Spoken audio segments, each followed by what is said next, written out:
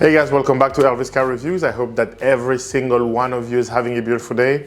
In today's video, we're gonna talk about the spec that I went for my 2024 Ford Mustang DarkHorse. As many of you know, I just ordered a 2024 Ford Mustang DarkHorse for the channel, and it should be here in a couple months.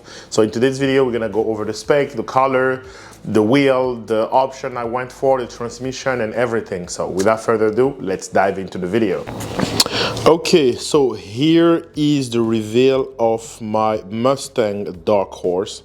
I went with the white color, the Oxford white, because if you guys remember, for the OG out there, my very first Mustang on the channel was a white, Oxford white EcoBoost Mustang that I've owned for a couple years. I've made great videos with, I've raced a bunch of people.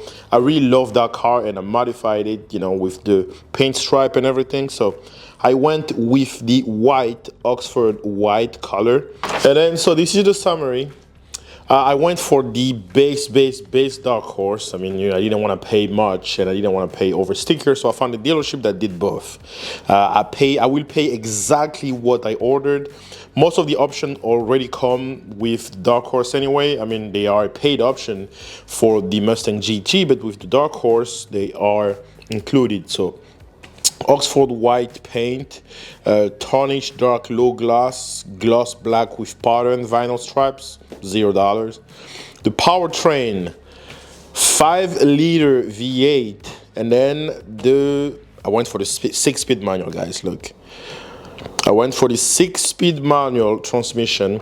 The reason being, not because I didn't want to pay the extra $1,500 for the 10-speed automatic. It's just because I've read a lot of reviews, seen a bunch of videos. Most people are complaining about that 10-speed anyway. And then, obviously, you know, in the spirit of saving the manual, and also because every single Mustang that I've owned, I've always been 6-speed, like, I mean, manual transmission. My 2016 EcoBoost Mustang was a 6-speed manual. My 2007 Ford Mustang GT with a Pro Charger was a 5-speed manual. So for my newest Mustang, I wanted it to be a 6-speed manual as well. Save the manual, and don't worry, if you worry about me drag racing it, don't worry, I know how to work out the manual shifter, so you'll see me at the strip. And as far as the package goes, I have the DarkHorse 600A. It's $0 again for DarkHorse. Get Ford Copilot 360, you know, lane departure warning, bliss, you know, blind spot monitoring and all those things, adaptive cruise control and stuff like that. So exterior, I hope this camera is in focus. Like you see, so the tires are 255 40 19 for the front, 275 40 19 for the rear, and they are summer tires only. I get a performance rear spoiler, Magna ride damping, active valve exhaust, you know, 19-inch Brembo brakes, and you know, I mean, most of the stuff that you already know. At the interior, I went for the you know, regular base interior. So overall, my DarkHorse came to $61,725. Now, this acquisition fee had to be removed because, according to my salesman, they didn't need to put it since I'm not leasing the vehicle, and then I'm not financing it. I'm paying cash, so they have to remove these $645. So I pretty much went for the basic DarkHorse. So this is how much I paid for the DarkHorse.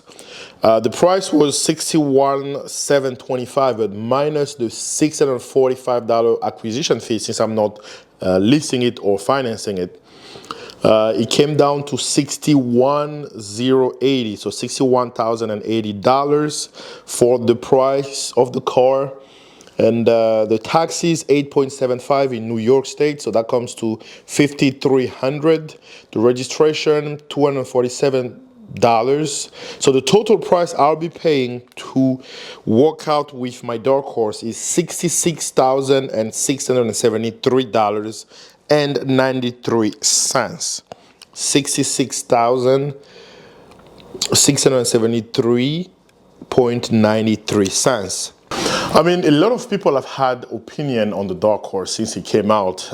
Even myself, I wasn't too convinced about owning a DarkHorse just because it's hard to justify that price over a standard GT for just 20 more horsepower until you try to price them out. You see, when buying the DarkHorse, I did price out a premium GT, and with pretty much everything that the DarkHorse offer, or most things that the DarkHorse offer for free, the Mustang GT came to like $57,000, and then I'm getting mine for 61. So, and down the line, I mean, the regular GT will lose way more value than the DarkHorse. So if I wanted to buy, to sell it or to trade it in, that's also one of the reasons why I went for the DarkHorse. And also, the way I'm justifying buying this over the GT350, or maybe add a little more money and buy the GT500, is the DarkHorse is its own car. I mean, it's not really a super performance oriented Mustang. The way I look at it is, it's just the best version of the Mustang GT. And I don't know if you understand. Like, it's not trying to be a GT350. The GT350 has more power, pretty much, probably has more appeal than DarkHorse. The GT500 is way above. So the DarkHorse isn't trying to be any of those cars. I mean, it's not a Shelby to begin with. It's just a very, very nice Mustang GT. That's how I was able to convince myself to buy it, because again, compared to the base model GT, that's like over $10,000 or $15,000 compared to the base model GT, and then compared to the premium GT, similarly spec, that's like $5,000 more. So at that, with the level of the option you get from the DarkHorse, and then I mean, I'm not gonna count the 20 more horsepower, because I've seen a lot of videos. Hennessy racing a stock GT against a DarkHorse. The difference wasn't that big.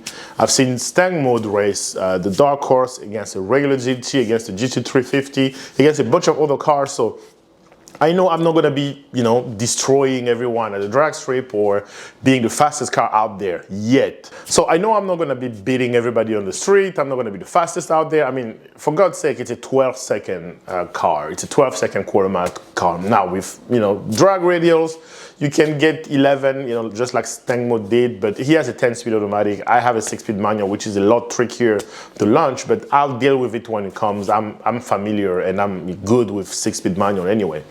So, that's the process I use to justify myself from buying a $60,000 vehicle, Mustang DarkHorse. And I feel bad for those who pay $72,000 or $80,000 or $90,000. I mean, remember when the DarkHorse first came out, people were going crazy for something that only makes 500 horsepower. I waited for the pressure to come down, for people to come back to their senses. I've seen a few sell on Bring a Trailer for less than what the owner bought them for.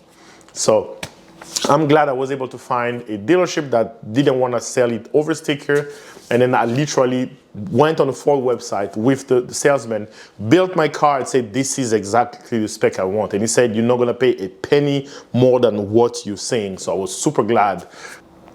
Thank you guys for watching. I hope you liked the video. If you did, give it a thumbs up. Don't forget to like, comment, subscribe, share. I will see you in the next video.